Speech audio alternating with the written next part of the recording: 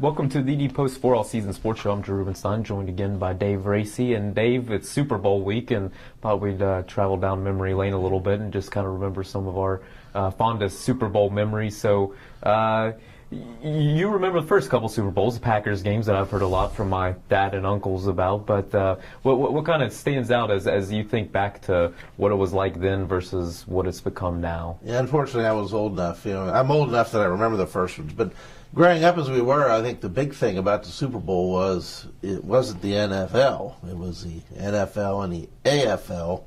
So we were all NFL fans, and so the AFL was hated.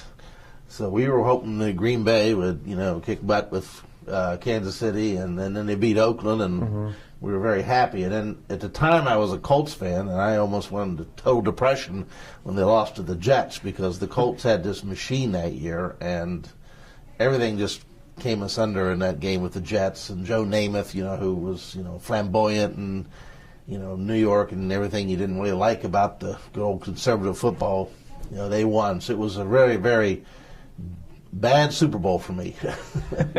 How did fans become fans of the NFL versus AFL? You were an NFL guy. The AFL was the upstart. We had guys like Sam Huff and Bruce Bosley and Joe Marconi still playing in NFL. The Steelers were in the NFL, and there was bidding wars going on for the players at the time. So, some teams would draft a guy like they might draft Joe Namath, and yet the Jets would sign him and then they'd lose him. So it was pretty heated there for a while until they merged.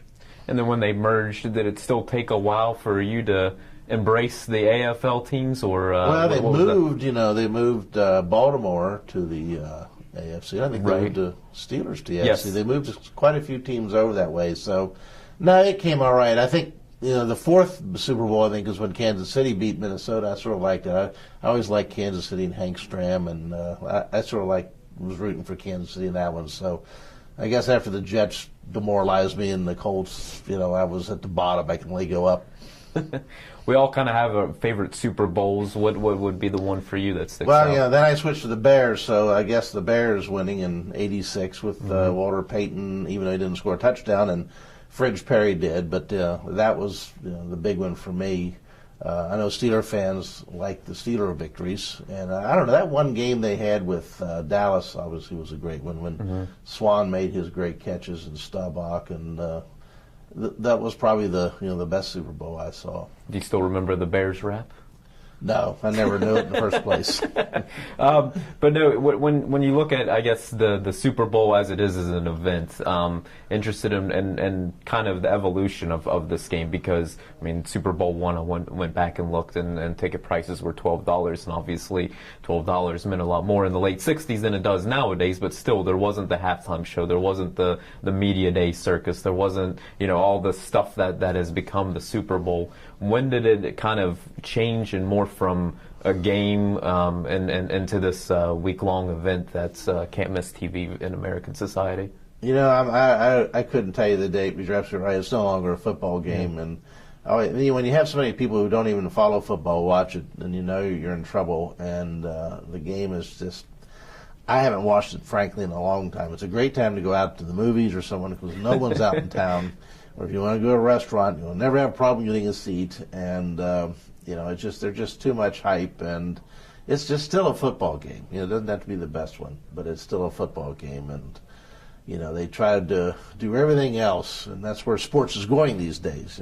More quote fan friendly, which is get people here who don't really care about the sport. I'm sort of purist, and I go to watch the competition and the participants, and not anything else. So. It's a shame, but it's it's just the way things are going, and that's the way it's going to be until they quit selling TV spots for so much money.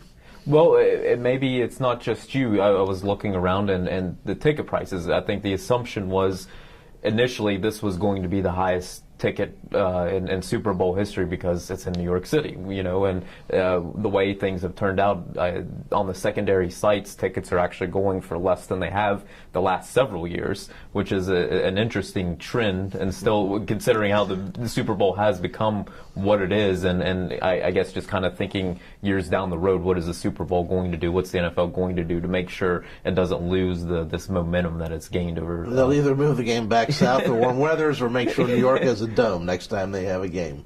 But is some of the events and stuff, is that what maybe wears on you a little bit more? You want to go back to the game? Is that No, what I it's done think it for you? it's an entertainment thing, and I think the weather in New York, people being afraid of freezing to death is a thing. So that's most people who are casual fans don't like to put up. Not like Green Bay Packer fans who will sit through anything. Not casual fans.